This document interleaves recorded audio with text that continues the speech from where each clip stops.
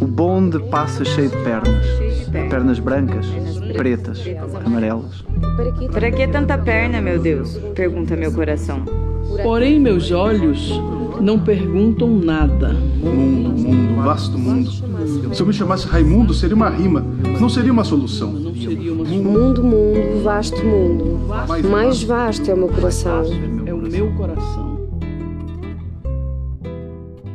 A diferenciação entre o português brasileiro e o português europeu é um assunto que sempre esteve presente na linguística brasileira. Ou mesmo antes da linguística ter se constituído como ciência, as pessoas já se perguntavam isso, né? Por que aqui é assim, por que lá não é assim? A partir de 1980, se procurou com mais rigor essa diferença e se procurou também explicar essas diferenças. Por que essas duas línguas aparentemente estão se afastando? Que época que isso começou e quem foi que deu o pontapé na bola?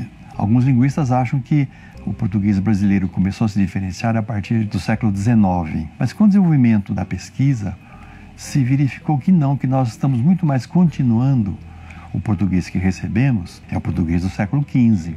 Porque foi esse português que os colonos aprenderam a falar lá em Portugal antes de fazerem a travessia. Então aí mudou um pouco a interpretação. Não seria o português brasileiro que estava se afastando do português europeu, mas o contrário. Em algum momento o português europeu se afastou do ritmo que ele vinha tomando e hoje sabe que isso foi no século XVIII, enquanto que o português brasileiro deu continuidade, claro que com algumas alterações, àquela gramática e aquele vocabulário recebidos quando começou a colonização portuguesa aqui no Brasil. E disso há depoimentos de gramáticos do século XVI, como Fernão de Oliveira, no momento em que ele tenta descrever por palavras como os portugueses falavam, ele dizia: os portugueses falam como pessoas de muito siso, quer dizer, de muito juízo, falam lentamente. Ora, isso não acontece mais no português europeu. A fala é bem mais rápida e há medições precisas sobre isso, feitas pelos foneticistas. E por ser rápida, ao longo de uma fala, você vai retirando certos elementos da palavra. Mas eu mesmo tenho uma experiência que eu costumo lembrar para os meus alunos. A primeira vez que eu fui a Portugal foi em 1962.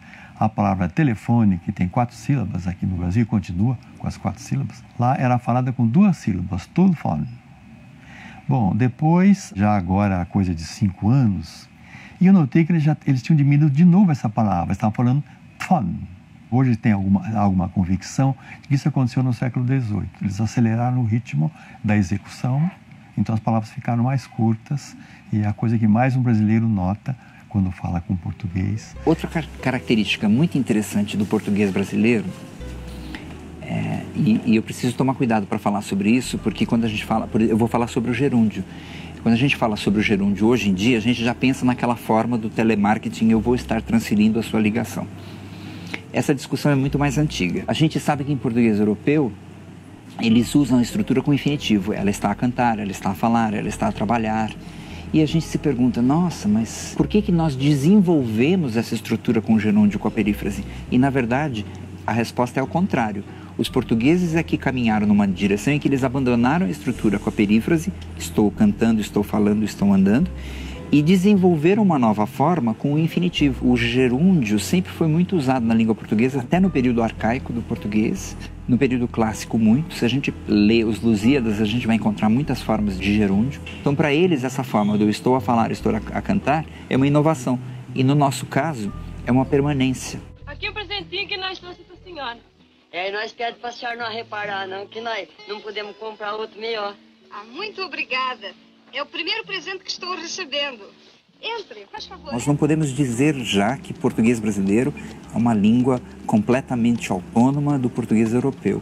Mas nós estamos numa rota de diferenciação do português europeu muito grande. O que nos define já como um povo que tem uma identidade linguística muito bem sedimentada. Os alemães, por exemplo, têm manuais de ensino de português brasileiro que eles chamam de brasileiro, brasilianos. A gente diz que o português brasileiro é uma soma de vários falares do português europeu em diferentes épocas. E, claro, a partir do final do século XIX, com a chegada de outros imigrantes, a língua portuguesa foi tomando no Brasil uma forma muito particular. A língua portuguesa no Brasil é uma mescla de vários falares de vários povos, inclusive dos falares dos índios e dos africanos. Uai, mas você não sabe?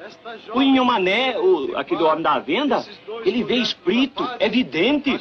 Eu já vi falar isso mesmo. E agora, mesmo, ele estava ali falando com a viúva do Bernardino. A coitada agarrou a tremer, despencou a chorar e saiu correndo para dentro da casa. Cruz, credo, sartei de banda. Não tem medo de assombração? Para se perceber a diferença das variedades do português do Brasil pelo nosso território, o primeiro olhar é olhar para a história social, é observar exatamente como se deu a expansão do português. Um dos focos de expansão do português é São Paulo. A variedade que surgiu no contato linguístico do branco com as línguas indígenas aqui no Planalto de Piratininga, no século XVI. No século XVII e XVIII, essa variedade se expandiu para o centro-oeste por via fluvial ou terrestre e para o sul também pela Rota dos Tropeiros, tendo como base essa história social. O professor Heitor Megali, em 1995, pensou em constituir um projeto de pesquisa que se expandisse com pesquisa em São Paulo, Minas Gerais, Mato Grosso e Goiás. E o objetivo principal qual era? Percorrermos a trilha das bandeiras, coletando documento manuscrito e coletando oralidade. Trabalhar mesmo de garimpo, trabalhei desde 1941 até 74. Então, eu não troco minha vida de empregado por garimpeiro hoje em dia. Arrependo de ter perdido meu tempo por lá, mas foi experiência. No carro tem o cocão, tem o chumaço, tem o rodeiro, tem a mesa, tem o sueiro, tem a esteira. Antigamente era tudo mais diferente. As coisas velhas acabam tudo. No São João teve no dia 26, mas foi tão bonito. O meu dia era festeiro e não pôde ir porque o menino quebrou a perna. Um elemento interessante do português brasileiro, principalmente aqui no Sudeste, é o R caipira, né? Nós podemos nos perguntar de onde surgiu esse R caipira, porque os portugueses não falam o R caipira. Marcolina! Abre a porta, bem, sou eu, já tô de volta. O retroflexo surge desse contexto do contato da língua portuguesa com a língua indígena, mas do tronco macro-G. Contexto migratório, de contato linguístico depois disso aí, pode ter favorecido a manutenção do retroflexo no interior. Na verdade, o R caipira, ele era falado na vila de São Paulo durante o século XVIII. A gente tem provas disso. Recentemente a gente encontrou pessoas escrevendo, por exemplo, isso não é nem para o bem nem para o mar. E aí quem lê esse documento pensa assim, mas mar, na verdade é o mar do R caipira, que é o mal, né?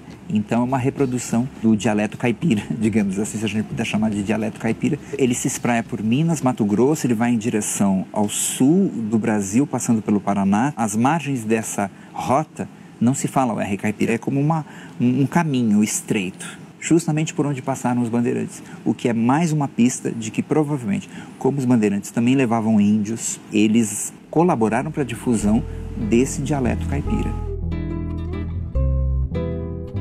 Nos últimos 30 anos, nós nos perguntamos como que nós podemos reconstituir a história da língua portuguesa no Brasil. Ao longo dessas últimas décadas, foram sendo criados grupos de pesquisa que se preocupam em descobrir provas textuais que possam atestar as modificações pelas quais o português brasileiro foi passando. É o que está acontecendo agora com esse projeto que chamamos de Projeto Caipira, que é a história do português de São Paulo, e num sentido mais amplo a história do português brasileiro, porque do projeto inicial de São Paulo surgiu um projeto nacional.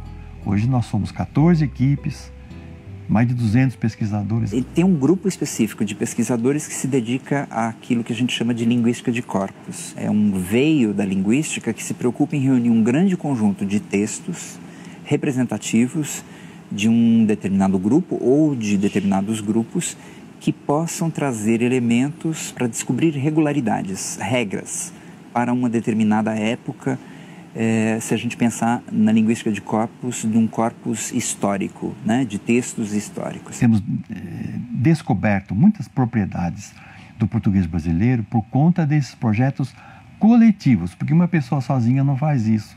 Quando estava em andamento o projeto de gramática, nós chamamos as principais figuras que tinham feito grandes gramáticas. Invariavelmente, todos eles diziam, mas espera aí, vocês estão combinando aqui pessoas que trabalham em teorias diferentes? É assim, funcionalista, gerativista, tico-tico no fubá. Mas como é que vocês convivem? Porque isso no resto do mundo não há convivência com pessoas que trabalham dentro de teorias diferentes. Pois é, nós brasileiros temos essa facilidade. Resultado, houve muita troca de conhecimento entre as pessoas e o resultado do trabalho foi mais rico do que se fosse inteirinho orientado para uma teoria só. Então isso está acontecendo aqui no Brasil. A linguística brasileira tem essa característica.